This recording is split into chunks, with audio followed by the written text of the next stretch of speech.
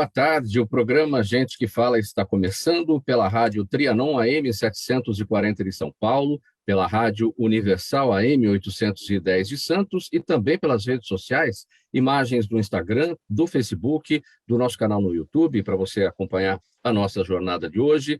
Aquele convite diário, pessoal, para todo mundo curtir, comentar, compartilhar a nossa transmissão e participar também pelo WhatsApp. 973350038 é o número, 973350038.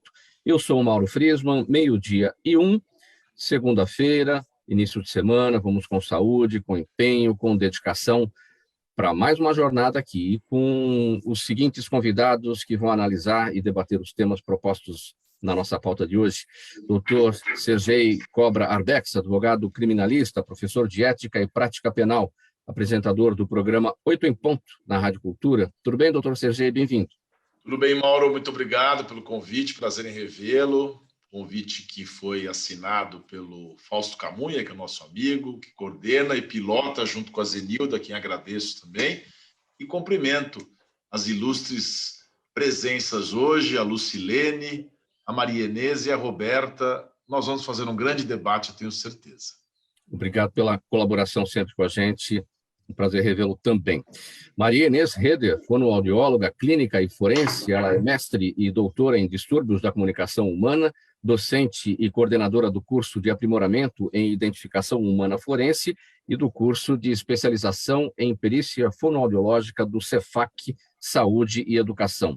Maria Inês Reder, seja bem-vinda. Tudo bem com você? Muito obrigada. Boa tarde, Mauro. Boa tarde, Lucilene, Sergei, Roberta. Agradeço o convite. Tenho certeza que teremos uma hora de um debate muito interessante. Obrigado. Também, Lucilene Forcim Cazumbá, fonoaudióloga forense, servidora do Ministério Público de São Paulo, no Núcleo de Computação, Áudio, Vídeo e Documentoscopia. Tudo bem, Lucilene? Boa tarde. Boa tarde, tudo ótimo. Agradecer o convite, é um prazer imenso estar aqui com a Marinês, que é uma parceira dessa nossa aventura em perícia, né? Agradecer aos demais colegas e acho que vai ser bem proveitoso. Todos sejam bem-vindos. Maria Inês Reder e Lucilene Forcim Cazumbá, que são autoras, juntamente com Marivaldo Cazumbá, do livro Identificação de Falantes, uma introdução à fonoaudiologia forense, obra sobre a qual nós vamos falar bastante aqui neste programa, e também de outra obra chamada Assinatura Vocal. E Roberta Bock, professora, neuroeducadora, supervisora de ensino no estado de São Paulo. Tudo bem, Roberta Bock? Seja bem-vinda mais uma vez ao programa Gente que Fala. Tudo bem, tudo ótimo, muito bom estar aqui. Obrigada pelo convite, muito bom revê-lo, Mauro. Eu tenho certeza que nós vamos fazer um diálogo muito proveitoso aqui, uma discussão muito boa, e vamos que vamos. Vamos que vamos. 12:03, hoje 23 de maio, e há exatos 90 anos, em 23 de maio de 1932, um confronto entre forças do governo Getúlio Vargas e um grande grupo de opositores na Praça da República culminou com a morte de 4 estudantes, Martins, Miragaia, Drauzio e Camargo, fato que se tornou determinante para o início da Revolução Constitucionalista de 1932. Uma história que todos conhecem, e nos últimos anos, uma coisa legal aqui, o Tribunal de Justiça de São Paulo passou a realizar periodicamente um júri simulado desse crime, do qual participam grandes nomes do direito paulista e que utilizam até vídeos, gravações e técnicas de perícia impensáveis para aquela época, para os anos de 1930. Doutor Sergei, primeiro ponto para falar sobre a importância, né, de a gente relembrar essa data de 23 de maio, quando ocorreu este crime, né, a morte de Martins, Miragaia, Drauzio e Camargo, que levou à Revolução Constitucionalista de 1932, que começou em 9 de julho daquele ano. O tempo passa e é preciso sempre contar a história, recontar a história para que os fatos não se repitam, na verdade. E esse último aspecto que eu detalhei aqui, que é esse júri simulado, né? Hoje com tecnologia, algo que naquela época não era possível, né? Olha, eu sou do júri, né? Sou advogado do júri, então eu posso falar com uma certa propriedade desse tribunal, que é tão fascinante que o legislador cada dia mais privilegia, não só nas constituições passadas, mas a tendência é manter o ser humano como o juiz natural para aquele que cometeu o crime mais grave do Código Penal, que é o homicídio ou homicídio tentado, enfim. Por que é assim? Porque o juiz togado, por mais estudioso que seja, ele não tem essa condição de aferir se a pessoa é ou não inocente ou culpada no grau de detalhe do que o outro ser humano. Por isso que a gente tem isso. Agora, vivemos, Mauro e minhas colegas aqui de debate, tempos muito polarizados e muito difíceis. Então, tudo na história é contextualizado de maneira a polemizar. Eu, hoje pela manhã, falei no programa da Rádio Cultura, que eu assino, né, que é o 8 em Ponto, agora já sou colega do Mauro, a última vez que eu sou advogado, agora sou advogado e jornalista. Eu mencionei Rui Barbosa, para dizer de figuras históricas. Aí dois ouvintes, e lá o pessoal é muito estudioso, Rui Barbosa queimou escritos da escravatura, apagou a história brasileira. Eu fui pesquisar, é verdade, mas, olha, deve ter essa falha na vida dele, porque, afinal de contas, Rui Barbosa é o patrono da advocacia, tem uma série de méritos. Então, quando a gente fala em o que está no tempo, nós somos senhores do nosso tempo, mas a gente não consegue controlá-lo. Lá atrás, isso teve um significado marcante, e não é impossível de alguém pegar isso aqui e falar, não, esses três aí eram arruaceiros. Hoje está assim, né? Hoje está assim a nossa sociedade contaminada por essas brigas ideológicas, uma falsa noção de que o militarismo versus uma revolução é muito ruim para nós. Então, para iniciar esse debate, eu quero ouvir minhas colegas também, eu acho o seguinte, a gente tem que aprender com a história. Aprender, não precisa ser o apaixonado da história. Eu me lembro uma vez que dois candidatos a presidente num debate, primeiro debate que a gente teve a presidente para a República em 89, um virou para o outro que tinha ficado muito tempo no exílio, no exterior. E ele falou assim, olha, você ficou tanto tempo no exílio e não aprendeu nada. E o que é pior, não esqueceu nada. Então, a gente precisa ter uma nova visão sobre tudo. Não adianta queimar estátua, não adianta querer demonizar pessoas e histórias, porque elas estão no contexto da história para a gente poder ter um futuro melhor. Maria Inês Eder, sobre esse ponto que eu destaquei aqui do júri simulado, né, com a questão do uso de tecnologias e técnicas de perícia impensáveis para aquela época, dos anos de 1930, né? Muito interessante esse trabalho que vem sendo feito aí já há alguns anos pelo Tribunal de Justiça de São Paulo, não é verdade? Sem dúvida, eu não tive acesso a esses vídeos e documentos, mas com as técnicas que nós desenvolvemos hoje, a Lucilene pode falar melhor sobre a questão dos documentos, é possível sim se fazer perícia e entender um pouco melhor a história, obviamente dentro do contexto do que o Dr. Serguei falou, que o que é história faz parte de uma época e, assim, nós não vamos fazer coisas para julgar se está certo, se está errado, quem fez, quem não fez. Quer dizer, eu, por exemplo, jamais julgaria, mas, às vezes, a perícia pode contribuir para esclarecimento de alguns fatos. Então, hoje a gente tem tecnologias e também pessoal, assim, habilitado para realizar essas perícias. A Lucilene sabe, acho que fala melhor sobre a documentoscopia, né? Uhum. Vamos lá, Lucilene. Eu acho que é extremamente interessante essa questão, né, de reconstruir a história pelo júri. O Dr. Serguei, ele comentou, né, e eu sou do Ministério Público, a gente tem, né, a figura do promotor, do advogado, mas principalmente do jurado. E hoje todos nós julgamos tudo que a gente tem acesso à internet, né? Então, trazer fatos históricos e permeados justamente pela questão da prova técnica, né, doutor? Então, os advogados, os promotores, os juízes, eles se alimentam disso, né? Para justamente compreender melhor. Então, eu acho que entender a história numa perspectiva também de um técnico, daquele que desenvolve, estuda, né, profundamente os documentos, estuda o que aconteceu, né? Eu acho fascinante e eu, sinceramente, não sabia desses júris que vem acontecendo. Fui ler um pouco sobre o tema, quero me aprofundar, porque realmente é uma contribuição. É o que o doutor falou, a gente hoje tem que tomar muito cuidado Principalmente, né, acho que a Roberta também vai comentar sobre isso, os nossos jovens, eu tenho 2 filhos adolescentes, a gente acaba julgando muito facilmente sem ter acesso à informação. Então, eu acho que ter a reconstrução da história baseado em ciência, que nada mais é, né, você colocar o direito, colocar toda a questão da prova técnica, né, a serviço da população, porque os jurados nada mais são do que pessoas comuns que são convidadas ali, né, para entender um fato. Eu acho extremamente fascinante e existe hoje muita coisa sendo estudada para validar isso através da ciência, né?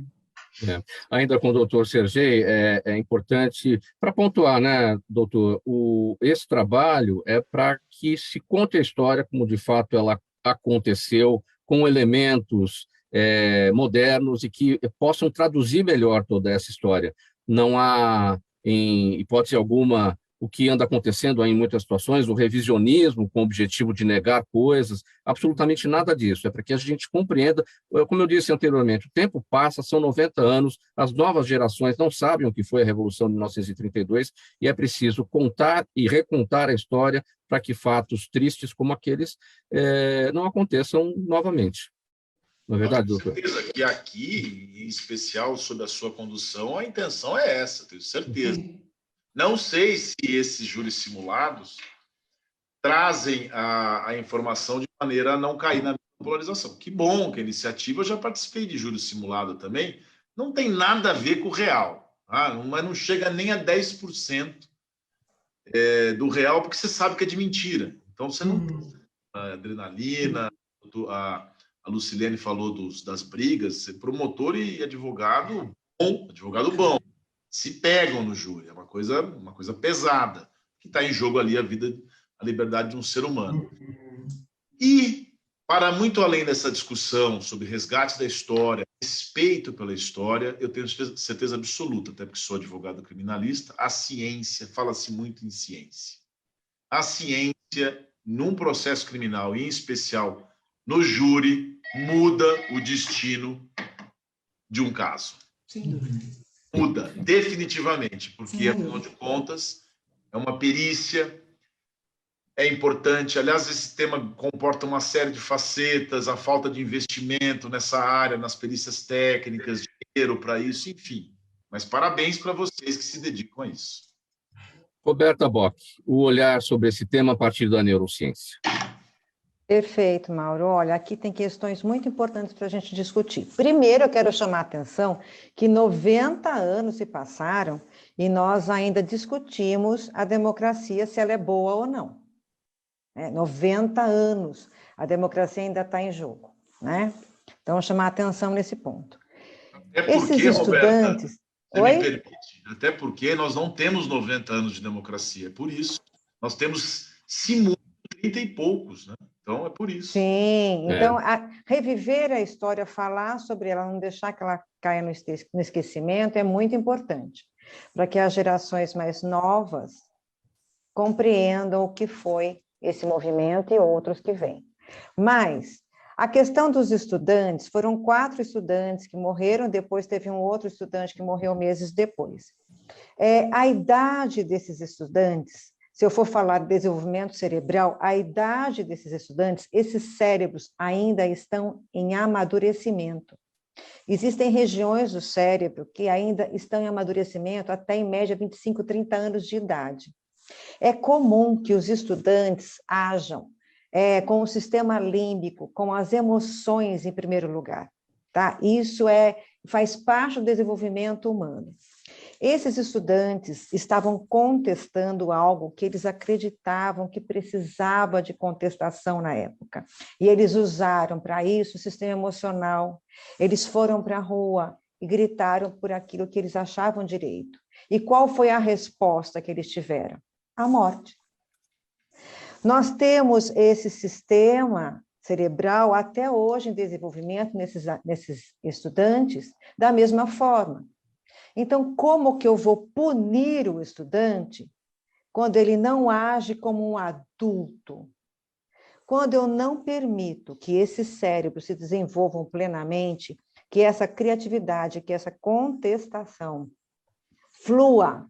Eu estou podando o desenvolvimento cerebral desses jovens. Eu estou podando este adulto. Então, vejam esse movimento por essa ótica. Eles estavam simplesmente numa fase de desenvolvimento cerebral, contribuindo para a sociedade e fazendo história. E eles foram mortos. Então, discutir isso e trazer a ciência para essa discussão e deixar claro esse cérebro que se desenvolve de acordo com a idade e que se torna essa explosão de sentimentos na idade que eles tinham, trazer essa ciência, trazer esse entendimento para a sociedade é fundamental para que a gente mude a postura dessa sociedade, a gente mude a postura do nosso governo, de todos os que estão em volta dele, encarar essa situação. A ciência aqui é fundamental, né? Muito bem, 12:16, programa Gente que Fala, edição de segunda-feira. Vamos para o próximo tema por aqui. O reconhecimento e a identificação de voz são objetos de provas que assumem relevância na solução dos processos judiciais, pois a evolução da tecnologia tornou possíveis a captação e o armazenamento de conversas nas mais diversas situações. Com um simples telefone celular, qualquer pessoa pode filmar eventos e gravar conversas que importam meio de prova, apto a ser utilizado em juízo. Essa identificação, no entanto, tem elevado grau de dificuldade e exige amplo conhecimento da fonoaudiologia e também de outros elementos técnicos. Olha, esse texto aqui é o trecho de um texto do prefácio, de um dos prefácios, e esse escrito pelo juiz de direito Joelis Fonseca, está no livro Assinatura Vocal, que eu falei instantes aqui, Perícia de Voz e Linguagem em Casos Criminais Midiáticos, e que é de autoria da Maria Inês Reder, do André, deixa eu pegar o livro aqui, do André Farias Pessoa, da Ana Paula Sanches e do Roberto César Gonzalez. Maria Inês, para a gente começar aqui,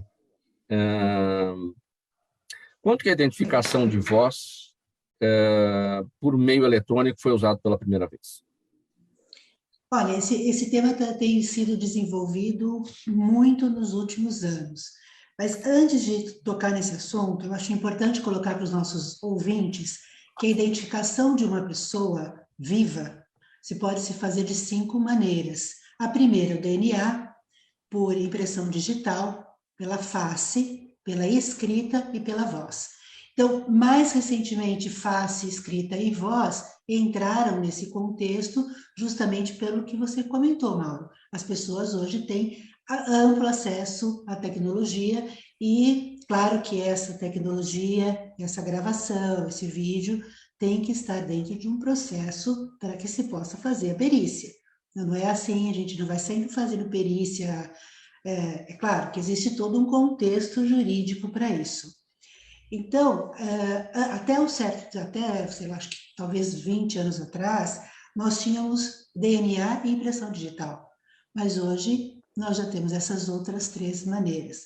Para se fazer identificação de voz, de face e de escrita, precisa de uma metodologia extremamente específica. Nós temos os casos do ex-ministro Rogério Magri, que eu acho que foi um dos primeiros, aí uma gravação que foi feita, mas nós não tínhamos naquela época ainda elementos como temos hoje. Citando especificamente a perícia de voz, nós temos uma metodologia que envolve vários testes perceptivo-auditivos, da linguagem e acústicos, e esses testes têm que ser combinados para que a gente possa dizer, sim, a voz é dessa pessoa. E a voz identifica, porque cada pessoa tem um formato de rosto diferente, tem um tamanho de prega vocal diferente, tem forma de falar, o contexto social é diferente. Então, tem vários elementos que juntam para que a minha voz seja só minha, Serguei, Roberta, Lucilene e a sua também. Isso é o que se chama assinatura vocal, que é o que dá título à sua obra. Cada um tem uma voz, cada um tem a sua assinatura de voz, assinatura vocal. Como cada um tem a sua impressão digital, como cada um tem o seu DNA. Exatamente. A gente tem vários estudos sobre isso e temos trabalhado, eu, Lucilene, nesta área nos últimos 10 anos. E, de fato, a gente consegue fazer o pareamento. Tá. Antes de ouvir a Lucilene, você citou o ex-ministro do Trabalho, Antônio Rogério Magri. Vamos relembrar do que se tratou esse caso aí em estudo? Eu não me lembro com precisão dos fatos, não sei se alguém aqui lembra, mas houve uma gravação de um suposto suborno, e nessa gravação, alguém disse que era ele e ele disse que não era ele. E na época não existiam ainda elementos para a gente poder fazer a comprovação. Inclusive era um áudio muito ruim, de qualidade muito ruim, então foi isso. Mas agora as coisas já estão bem diferentes. Tá, e como é que é isso no dia a dia? Enfim, as provas técnicas surgindo, a necessidade da perícia, das análises de voz, como é que você recebe isso? Como é que é isso no dia a dia? Bom, eu posso ser tanto perito judicial como assistente técnica. É assim que as pessoas me contatam, né? Acho que a Lucilene pode completar um pouquinho mais, porque ela tem uma experiência, um outro tipo de experiência. Vamos lá, Lucilene. Olha, esse caso do Magre, só complementando, ele foi o primeiro caso que o pessoal da Unicamp, junto com a Polícia Federal, fez, né, a perícia de voz. Então, na verdade, foi a primeira vez que juntaram institutos diferentes para poder dar uma resposta. Na verdade, o que acontece muito na dinâmica hoje, até o Dr. Sergei deve também concordar com isso, a gente teve um boom, né, da figura do assistente técnico nas perícias. Quem é o assistente técnico? É aquele que vai contestar o laudo dos institutos oficiais. Então, o Instituto de Criminalística, os peritos federais produzem laudos dentro dos processos, e aí surge com força, nos últimos anos, o assistente técnico, que é aquele que vai dizer, olha, mas eu não concordo com esse laudo, eu estou achando que essa prova não foi bem feita, eu acho que a voz não é do meu cliente. E os advogados acabam contratando essas pessoas. Então, hoje, o que a gente tem é uma dinâmica muito maior de utilização da figura do assistente técnico para justamente contestar essas perícias, e uma delas é a perícia de voz. Então, a gente tem hoje um boom de tecnologia. Qualquer pessoa, por exemplo, no ambiente de trabalho, numa separação judicial ou uma agressão, ela sendo parte, ela pode fazer uma gravação com o telefone dela e usar isso como prova depois. E alguém pode dizer, não, mas não era eu, né? Eu não estava parte dessa gravação. E aí entra a comparação de locutor ou a conhecida perícia de voz, como ela é mais conhecida no meio jurídico. Então, hoje é o que a gente recebe em demandas, tanto o particular como assistente técnico, antes de se tornar um processo judicial. Olha, eu tenho um áudio, eu gostaria de saber se eu posso usar. É justamente esse material que pode ser produzido ou numa interceptação telefônica, que aí eu dependo, né, de uma medida judicial, que foi muito usada e ainda é, né, com relação às organizações criminosas, ou pode ser uma gravação telefônica, ou uma gravação ambiental. Então, isso pode passar não só pela transcrição, ou pode se tornar algo que vá realmente sustentar um processo judicial. Então, hoje, por conta dessa maior demanda, por conta do papel do assistente técnico, é que nós, né, que gostamos da área, a gente tem estudado e publicado sobre o tema para justamente desenvolver protocolos e se basear em documentos internacionais que permeiem o nosso trabalho, porque justamente ele está sendo mais fiscalizado, né? Existem outras pessoas que estão acompanhando esse tipo de perícia, né? Então, o que a gente tem feito é estudar, publicar, participar de congressos nacionais e internacionais para trazer para o nosso trabalho aquilo que pode ser questionado em relação à metodologia e tudo mais. Quero complementar uma coisa, só uma licença para eu complementar uma coisa que eu acho que cabe aqui. Hoje, a primeira coisa que nós fazemos são as provas de admissibilidade, ou seja, se aquele áudio é passível de ser periciado, ele precisa ter uma série de quesitos, de quantidade de fala, critérios, são critérios que a gente tem que verificar antes de qualquer coisa. Eu recebi um áudio, ele tem que ter um tamanho fala líquida suficiente, ele não pode ter sido editado, tem a questão do ruído. Então, é um passo que nós temos dado aí nos últimos anos que é muito importante. Então, não são todos os áudios que são passíveis de serem periciados. Doutor Sergei, como funcionava antes dessa possibilidade de identificação de voz por meio eletrônico? Ou seja, é mais uma prova, mais um instrumento, né, que os criminalistas têm nas mãos, né, no tribunal do júri. Como é que era antes desta possibilidade? Olha, Bom, primeiro eu estou adorando esse debate, estou aprendendo mais aqui. Nossa, estou até anotando aqui, a Roberta falou do sistema límbico, determinada idade. Tem gente que ainda estava no processo, né?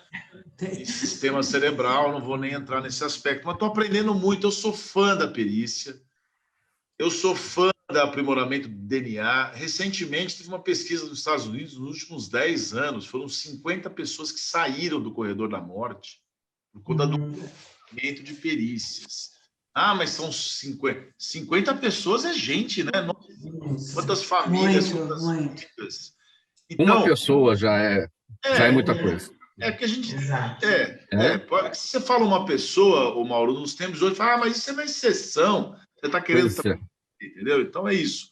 Agora, então, eu acho que tem que ter muito investimento nessa área. O advogado pode conduzir uma investigação pelo provimento da OAB, pode trazer perícias, as partes contratarem perícias, que é a arbitragem, que é a mediação, mas a justiça ainda tem um pouco de resistência a tudo isso. Contou para mim como é que era se isso lá atrás. Eu peguei uma fase que você não tinha nem vídeo ainda, né? Você não tinha vídeo, tudo datilografado. E é esse finalzinho. E tinha a perícia naquela época tinha um valor muito forte, porque eram poucos que tinham condições de pagar uma perícia. Quando vinha o Estado, hoje, você tem mais contestação, você tem mais contratação de perícias pelos particulares, mas tudo bem, é a democracia do júri, dos juízes, que tem que ter o discernimento e a capacidade de diferenciar ambas as coisas. Só para registrar uma coisa, amor. Tem um filme, que eu não sei se as minhas ilustres debatedoras assistiram, chama Minority Report, que é um sistema, na época, que o Tom Cruise, lá, que participa do filme, que permite que os crimes sejam previstos com previsão antes, porque entra no cérebro das pessoas. Então, cai para zero a criminalidade. Até o dia que fraudam o sistema e imputam situações, descobrem que existe uma verdadeira estrutura de culpabilidade errada. Então, eu tenho um pouco de receio só, não com o aprimoramento da perícia, mas quando se coloca, por exemplo, interceptações telefônicas. Nós tivemos um procurador-geral da República que mandou grampear o presidente.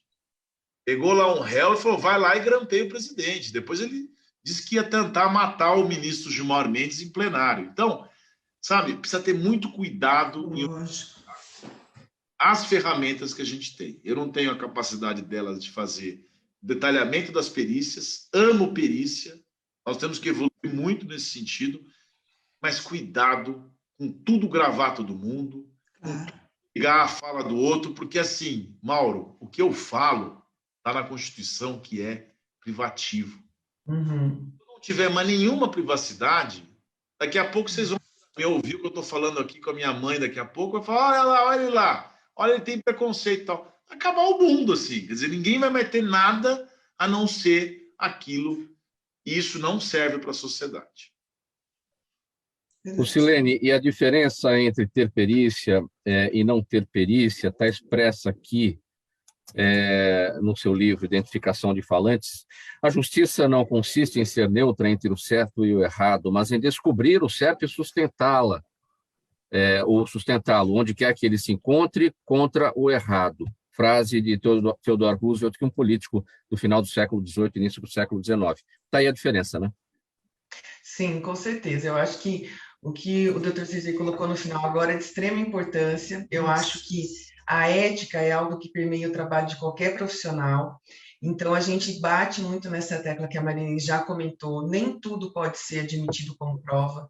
Eu acho que os institutos têm muita consciência. A gente teve agora aqui em Campinas, eu estou em Campinas, o Congresso de Criminalística, falou-se muito em cadeia de custódia, de onde saiu isso, aonde essa prova foi encontrada. Então, o que a gente tem que fazer é justamente contribuir para que as pessoas tenham uma justiça, né, em todo o sentido da palavra. Então, que uma família que quer que alguém seja condenado, se realmente ele mereça isso, né, que a perícia contribua nesse sentido. Então, eu acho que fazer justiça é a gente, como técnico, ter justamente ética do início ao fim, e saber que a gente está numa sociedade realmente contaminada e que todo mundo acha que pode tudo, né? Então, acho que todo profissional na tua área tem que ter essa consciência de fazer justiça eticamente a todo momento, né? Eu acho que essa é a grande diferença, né? Roberta Bock, o olhar da neurociência sobre este tema.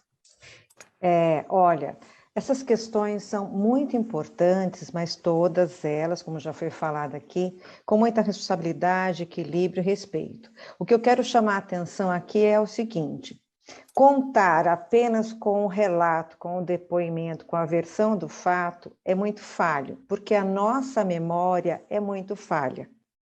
Eu posso estar exposta a uma situação com mais 4, 5, 6 pessoas. E quando alguém vier perguntar para cada uma dessas pessoas a versão do fato, é uma versão, é uma percepção da realidade. Cada um vai ter a sua percepção do mesmo fato. Além disso, quando isso vai para o nosso cérebro e vira memória, depois de um tempo, nós não percebemos, mas algumas outras memórias e outros fatos se misturam com essa realidade e de forma inconsciente, quando eu evoco essa memória, quando eu conto novamente a história, eu corro o risco de contar algo que realmente não condiz com a realidade, porque as memórias meio que se misturaram e eu não percebo isso. Então, um relato como prova é muito falho. A tecnologia vem nos ajudar muito nesse sentido, para que o julgamento seja mais justo, né? Aliás, Meio-dia. Roberta, Pode falar. Posso falar, Paulo? Você quer fazer o... Sim, vai lá. Aí a gente finaliza esse tópico. É interessante o que a Roberta falou, e a Lucilene também, e a Maria Inês antes. Não sei se vocês têm essa noção, mas, pelo menos na minha experiência, quanto mais intelectualizada a pessoa, mais ela glosa o acontecimento, mais ela faz observações que deturpam o que ela viu. É engraçado. Quanto mais simples a pessoa, mais ela tem fidelidade naquilo que ela escutou. Então, eu queria só, também falando o que a Lucilene falou, os parâmetros para uma perícia, vocês respeitam para chegar naquele resultado. Sim. O que tem que ser mudado, no direito, a forma é tão importante quanto o conteúdo. Sim. Por mais que a prova esteja perfeita do ponto de vista moral, ela precisa preencher parâmetros de aceitabilidade. Isso, claro. Viu, Mauro? Isso o povo não entende. É verdade. Nós falamos muito isso para os nossos alunos. Na dúvida, não faça. Eu falo, Lucilene, não faça. Na dúvida, está muito pouco. Tem só uma frase? Não faça. Porque lá na frente você vai ter problema. 12h33, programa Gente que Fala, edição de segunda-feira. Uma parada breve agora, para um intervalo, mensagem do nosso apoiador, e a gente volta em seguida. Até já.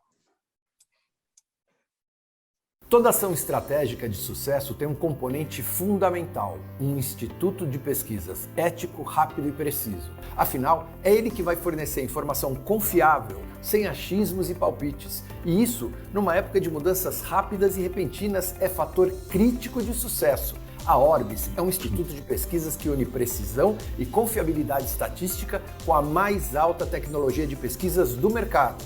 Tem inteligência artificial, robótica, big data, entre outros recursos, para que você tenha uma informação correta, confiável, com o menor custo e no menor tempo possível. Na sua próxima ação, seja ela corporativa ou política, comece pela Orbis, porque com a informação correta, você vai mais longe, mais rápido e com mais segurança. Faltando 26 minutos para 13h, estamos de volta. Rádio Trianon, AM 740 São Paulo, Universal AM 810 Santos, redes sociais também, e este é o programa Gente que Fala, edição de segunda-feira. Antes da sequência aqui do nosso próximo, para o nosso próximo assunto, vou destacar aqui uma nota para a nossa audiência. Olha, a Associação Beneficente e Cultural Bnei Brit de São Paulo vai completar 90 anos em 2023 e, para comemorar antecipadamente, está lançando a campanha Inverno Sem Frio e Fome, que busca ajudar a população que vem sofrendo com a crise e também agora com as baixas temperaturas que atingem todo o Brasil. O objetivo é arrecadar fundos para as campanhas do Programa Ajuda Alimentando da Bnei Brit e para o programa Bom Prato do governo de São Paulo. Para dar um impulso a mais na campanha, quem fizer uma doação vai concorrer a uma camisa da Seleção Brasileira, autografada pelo ex-capitão Cafu, embaixador da Copa do Mundo no Catar, agora no mês de novembro. As doações devem ser feitas em múltiplos de R$50 por TED ou por Pix, e o telefone é 11, código aqui, né, de São Paulo, 971851818, 11 971851818, ou pelo CNPJ, 62335070, contrabarra 0001-58. Vou repetir, né, gente? 62.335.070, contrabarra 0001-58. Participe e faça você também a diferença. Seguindo aqui agora para a sequência dos nossos temas no programa Gente que Fala. Em maio de 2020, o menino Rafael, de 11 anos de idade, desapareceu na cidade de Planalto, no Rio Grande do Sul.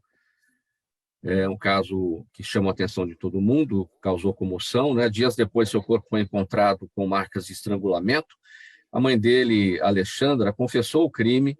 Mais tarde, porém, ela mudou o depoimento, passou a negar a autoria. 2 anos depois, a defesa apresentou um áudio que traz novos elementos ao processo.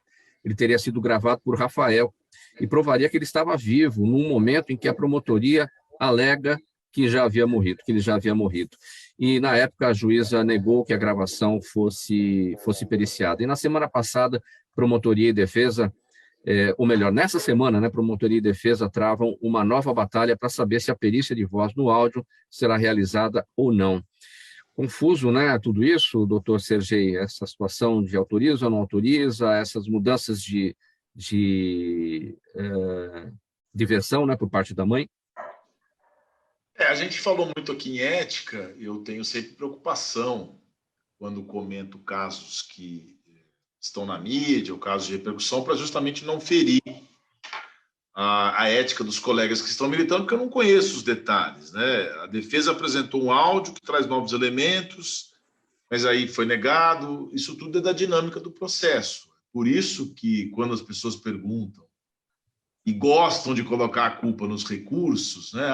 Os recursos, os advogados, sempre os vilões são os advogados no processo, mas não é.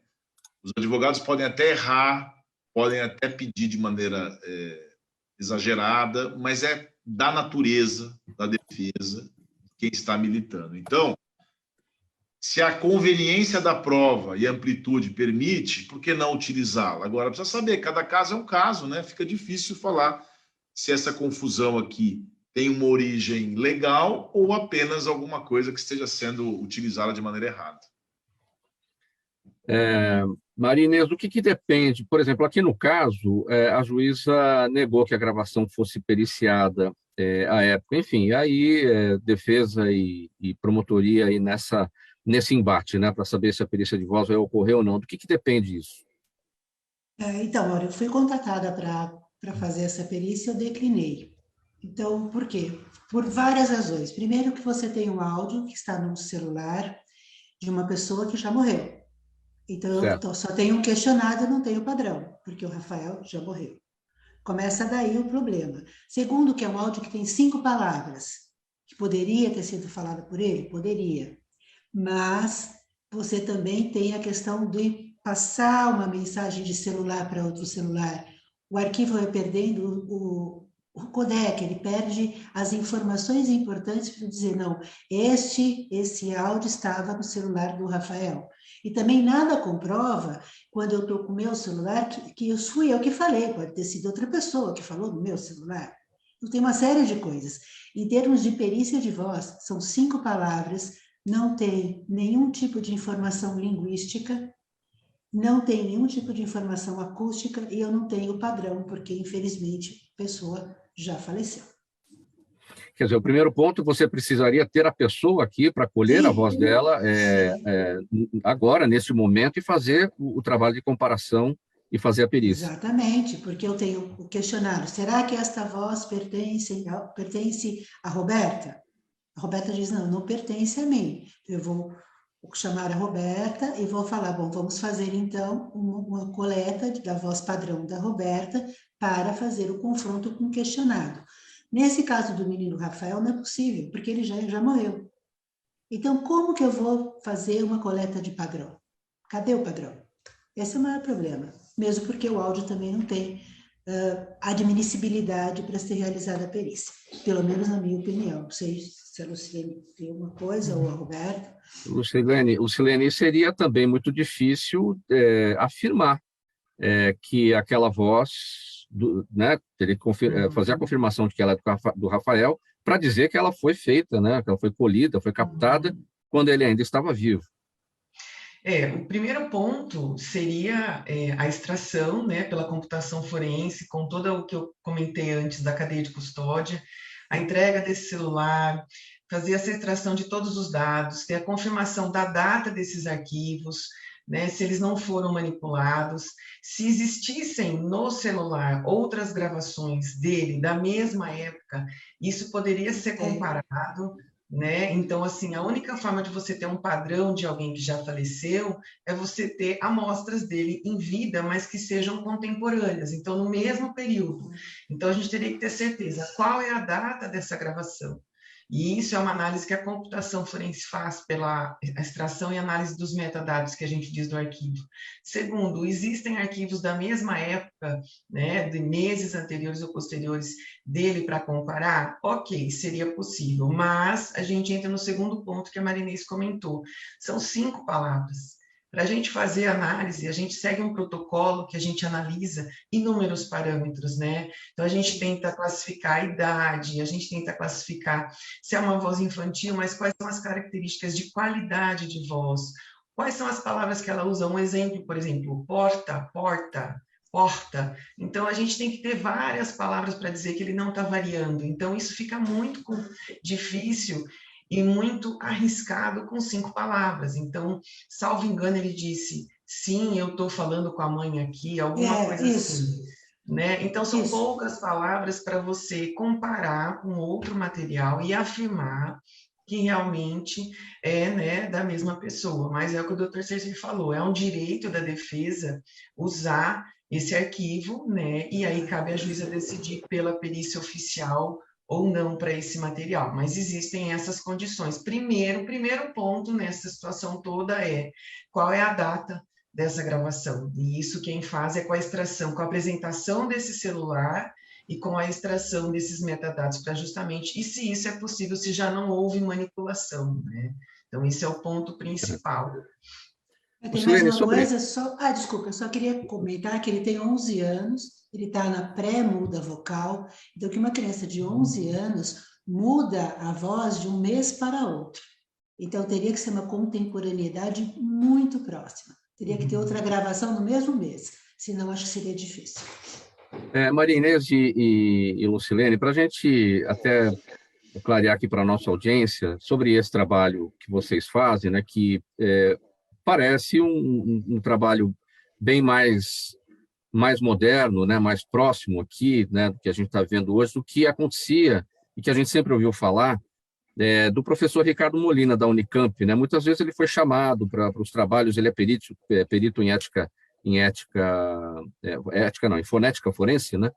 E sempre foi chamado para esses trabalhos. Qual que é a diferença do que vocês fazem comparando com o que ele já fazia há tantos anos em casos de repercussão nacional? Na verdade, o que a gente tem hoje é assim, a gente segue, né, no Ministério Público, nos cursos que a gente ministra aula, a mesma metodologia que a Polícia Federal, os outros institutos usam, que é uma análise combinada, a gente não usa um método só. Isso tudo é baseado em literatura internacional. O que a gente fez recentemente no Brasil foi com o professor Plínio Barbosa. Ele hoje é o professor responsável pelo núcleo de fonética forense da Unicamp, né? Nós desenvolvemos um protocolo com casos reais que a Escola do Ministério Público fez em parceria com a Unicamp, e a gente desenvolveu um protocolo, um kit, né, que ele está disponível para quem tiver interesse e trabalha na área, seguindo o passo a passo justamente disso. Como é que a gente pode admitir um áudio? Todo áudio pode ser analisado? Não. Se uma pessoa fala sobre a fala do outro, que a gente chama de sobreposição de voz, não é possível.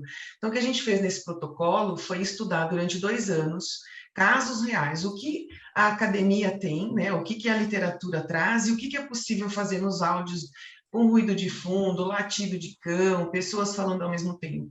Então, a gente desenvolveu esse protocolo. Hoje, o que a gente faz? A gente usa esse protocolo, um protocolo desenvolvido por outros 2 colegas do Instituto de Criminalística do Rio Grande do Sul, que é a professora Cíntia e o Tiago. Então, eles são vários protocolos. Então, o que tem de diferente, né? Eu não sei qual é a metodologia que o professor Molina usa hoje, mas o que a gente pode dizer é: a gente usa uma metodologia baseada em protocolos que foram desenvolvidos nos últimos anos. Então, esses protocolos permeiam o nosso trabalho e são baseados em outros também, né, que a literatura indica. Então, a diferença é isso: a gente aplica esse protocolo, vários, e ao final, depois dessas análises combinadas, né, é que a gente chega e diz, olha, é possível ou não dizer que a voz partiu ou não da pessoa, né? Então, hoje a gente tem muito mais recursos acadêmicos, né, protocolos desenvolvidos por especialistas no tema para realizar o exame. Acho que essa é a grande diferença.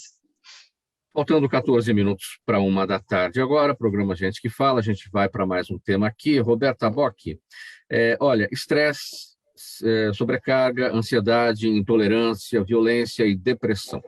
Desacostumados ao convívio com os colegas, a agressividade, a hostilidade e a falta de camaradagem tem sido a tônica verificada por professores dentro das escolas. Casos de agressões físicas aumentaram quase 50% na rede de ensino de São Paulo após a volta às aulas presenciais. Foram mais de 100 ocorrências por dia.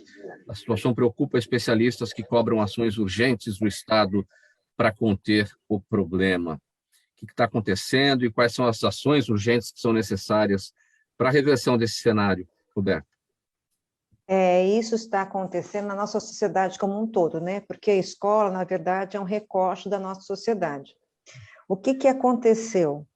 Nós ficamos, durante praticamente 2 anos, acionando um sistema cerebral de sobrevivência. Por quê? Durante esses 2 anos da pandemia, da fase mais forte da pandemia, nós ficamos em casa, a maioria das pessoas conseguiram ficar em casa, os hábitos diários e a convivência social ficou prejudicada, e em casa todos ficavam com medo de morrer.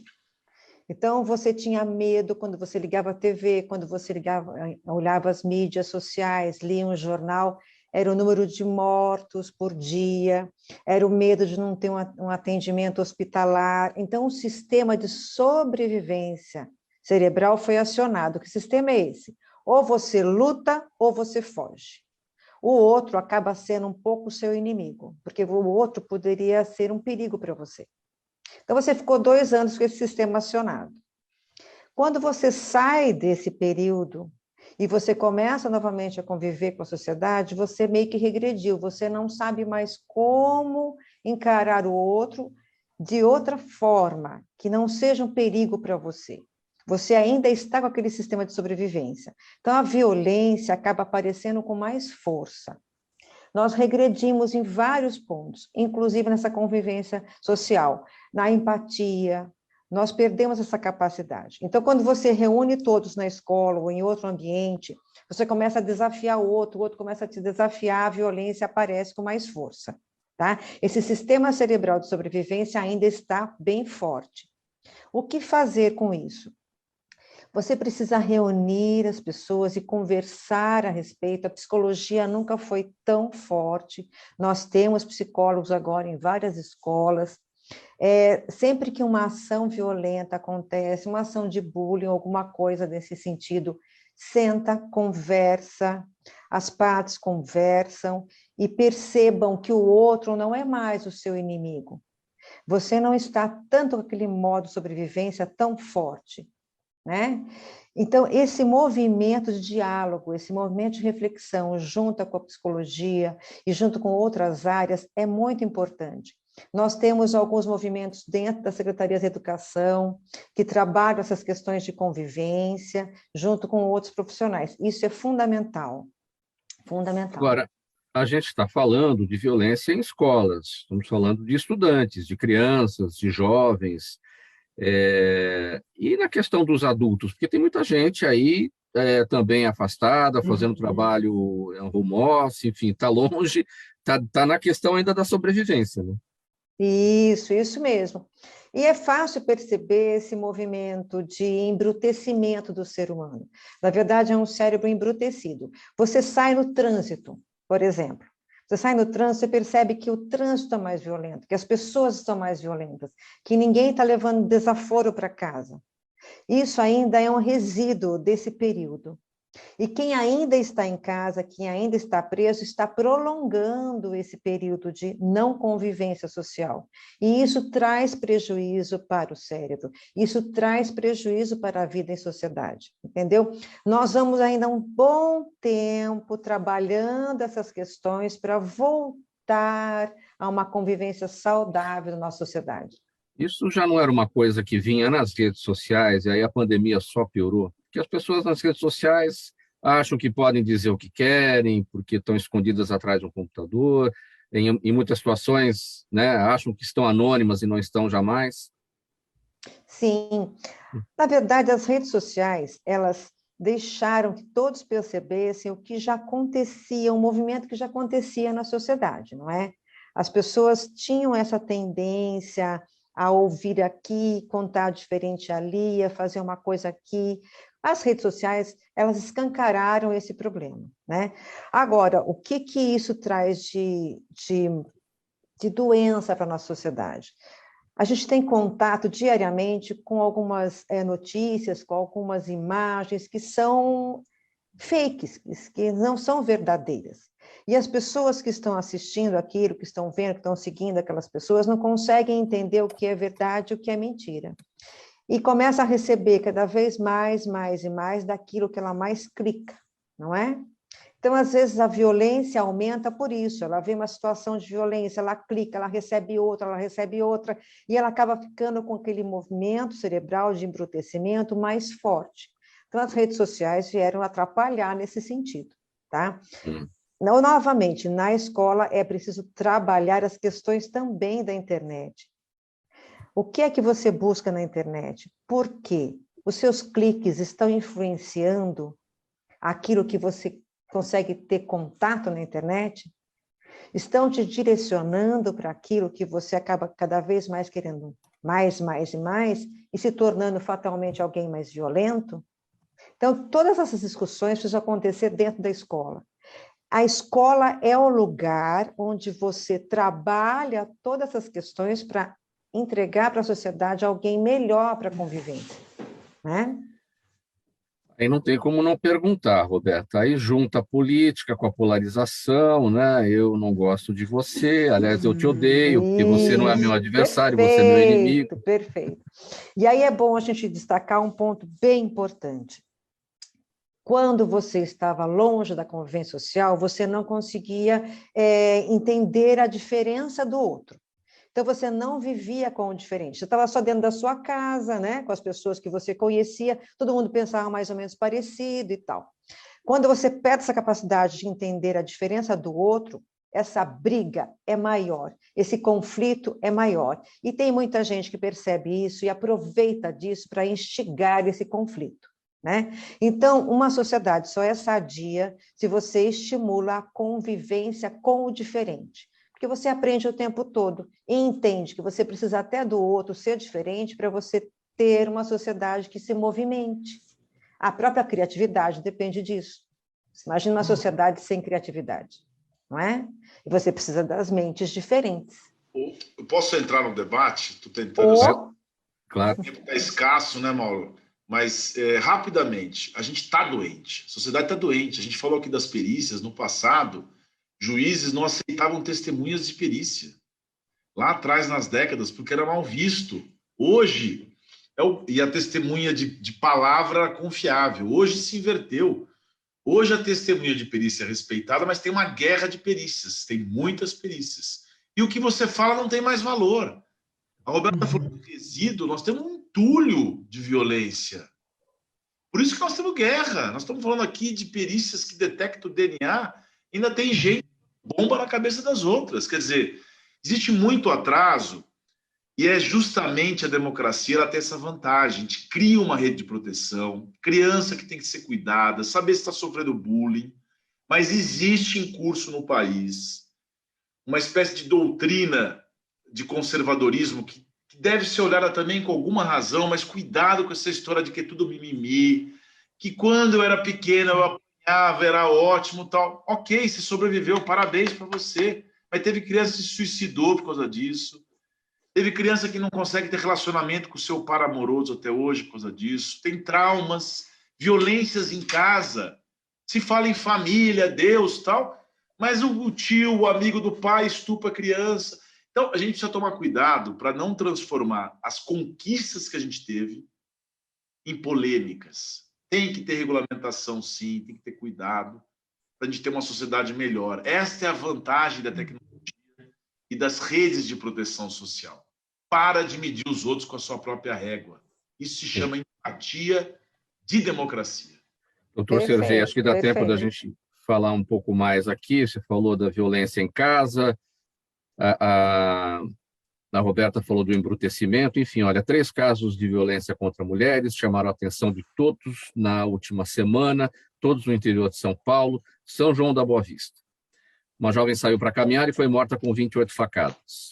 Pindamonhangaba, uma garota foi morta a tiros antes de entrar no carro do pai que a esperava na saída da escola. E Taubaté, uma moça teve o nome do ex-namorado tatuado no rosto e, pelo menos nos últimos casos, as evidências apontam para ex-companheiros que não aceitam ou não aceitaram a separação. Isso já vem na esteira da pandemia, violência doméstica, aquela situação intramuros que a gente não sabe o que está acontecendo, as pessoas às vezes até sabem e não denunciam por medo. Ainda tem gente que ainda acha que feminicídio, todas as legislações que foram criadas, a mulher ainda morre muito na mão do homem, não é não, e o homem não entende o que é não. Uhum. A gente está evoluindo. Agora, tem pessoas que têm isso. Ué, os torcedores não vão no estádio e ficam imitando um macaco para o outro até hoje? Mas não adianta.